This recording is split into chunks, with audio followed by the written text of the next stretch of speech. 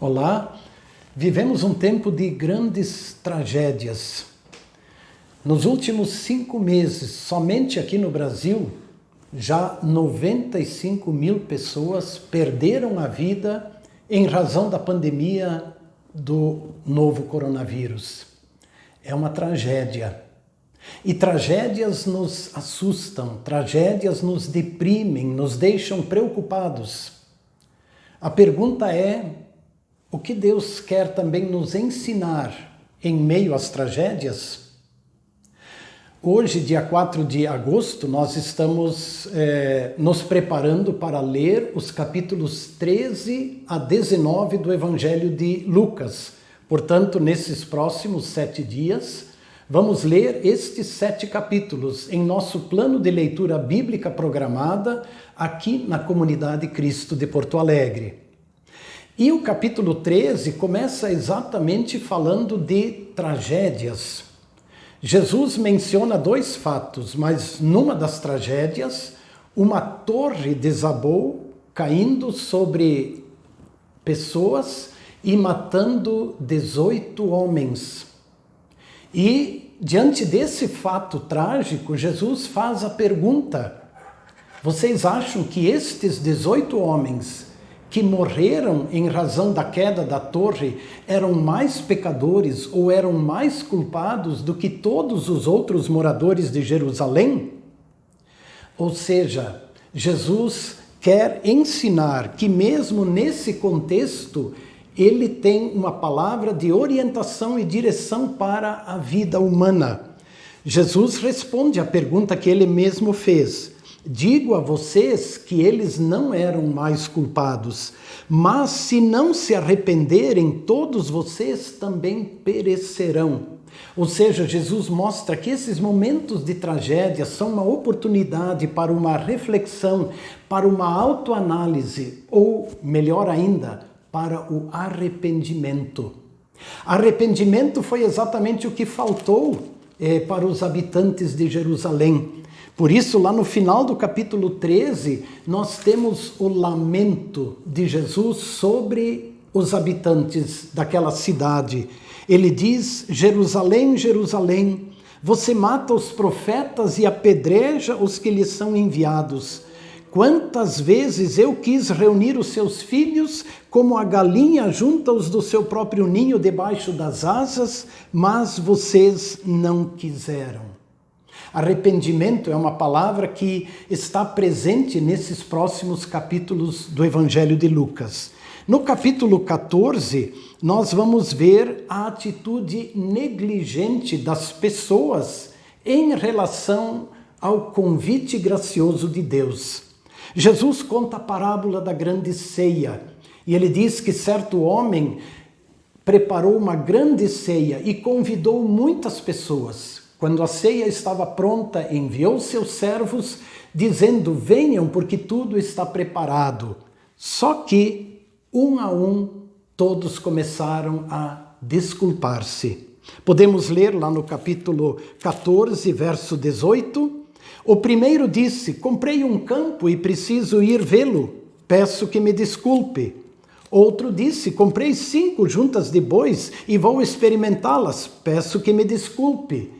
O outro ainda disse: casei-me e por isso não posso ir.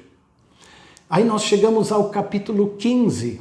Este é conhecido como o capítulo dos perdidos, exatamente porque lá nós temos aquelas 3 parábolas de Jesus que falam dos perdidos: a ovelha perdida, a moeda perdida ou dracma perdida e o filho perdido, parábola que nós também conhecemos como filho pródigo.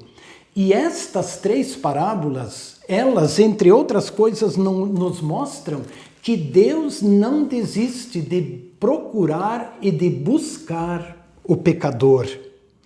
E a alegria de Deus quando um pecador se arrepende é demonstrada naquela atitude do pai, que ao ver a volta do filho, se manifestou assim. Podemos ler: vinha ele ainda longe quando seu pai o avistou, e compadecido dele, correndo, o abraçou e o beijou. Depois disse aos seus servos: tragam a melhor roupa, vistam nele, ponham um anel no dedo e sandálias nos pés. Vamos festejar, porque este meu filho estava morto e reviveu, estava perdido e foi achado. Aí vamos ao capítulo 16 de Lucas. Deste capítulo quero destacar o relato de Jesus sobre o rico e o mendigo, ou a história do rico e de Lázaro.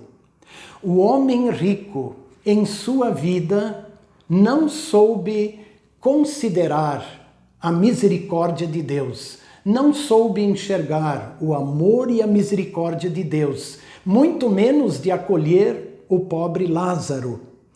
E aí Jesus, no final do seu relato, diz que o rico, estando em tormentos no inferno, fez o seguinte pedido ao pai Abraão: Pai Abraão, eu peço que mande Lázaro à minha casa paterna, porque tenho 5 irmãos, para que lhes dê testemunho, a fim de que não venham também para este lugar de tormento.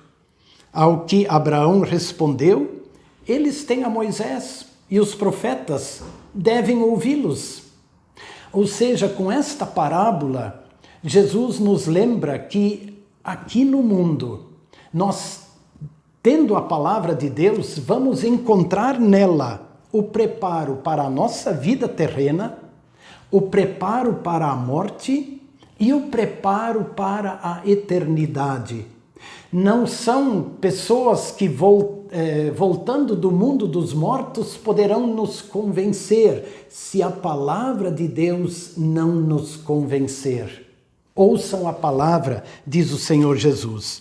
No capítulo 17, nós temos orientação de Jesus sobre a nossa responsabilidade com as outras pessoas. Jesus diz: tenham cuidado.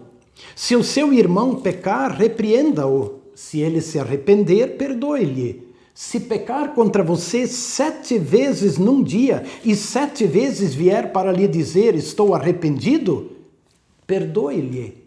Diante dessa palavra de Jesus, até os discípulos pediram: Senhor, aumenta-nos a fé para podermos agir dessa maneira. Esse capítulo também nos mostra como dói no coração de Deus a falta de gratidão. E isso nos é mostrado na cura dos 10 leprosos, porque 10 leprosos correram atrás de Jesus, suplicando, gritando: Senhor, tem compaixão de nós. Os 10 foram curados, mas somente um voltou para agradecer, o que fez Jesus perguntar: não eram 10 os que foram curados? Onde estão os 9? Do capítulo 18, quero destacar a parábola do fariseu e do publicano. Você lembra? Ambos subiram ao templo para orar. Uma era a atitude do fariseu, outra a do cobrador de impostos. A atitude do fariseu ilustra a tentativa do ser humano de querer se justificar diante de Deus. O fariseu disse: Senhor, eu te agradeço porque eu sou bom. Eu te agradeço porque eu jejuo 2 vezes por semana. Eu dou o dízimo de tudo que eu tenho. Ao passo que o cobrador de impostos, segundo o relato bíblico, nem ousava levantar os olhos, mas batia no peito e dizia: Senhor, tem compaixão de mim. O ser humano tem 2 atitudes, ou pode ter 2 posturas diante de Deus: tentar justificar-se, o que não é possível, ou arrepender-se, confessar seu pecado e pedir o perdão de Deus. E finalmente, capítulo 19. Lá temos logo de início mais um relato de um arrependimento e uma mudança de vida. É a história de Zaqueu, que foi visitado por Jesus. E no final dessa visita, o próprio Jesus deu o testemunho dizendo: hoje houve salvação nesta casa, pois também este é filho de Abraão, porque o Filho do Homem veio buscar e salvar o perdido. E o capítulo 19 termina com mais um choro de Jesus, novamente sobre a cidade de Jerusalém. Vamos ouvir? Quando Jesus ia chegando a Jerusalém, vendo a cidade, chorou por ela, dizendo: "Ah, se você soubesse ainda hoje o que é preciso para conseguir a paz, mas isto agora está oculto aos seus olhos." Ou seja, amigos e amigas, nestes 7 capítulos, ao lê-los, nós vamos constatar sempre de novo o convite de Jesus para uma autoanálise, uma reflexão, para o arrependimento, para então confiarmos na sua graciosa misericórdia. Nossa atitude não é uma atitude de justificar-nos diante de Deus, mas sim de nos arrependermos e confiarmos no seu perdão. Bom proveito, abençoada leitura. Se Deus permitir, na próxima terça voltaremos a conversar.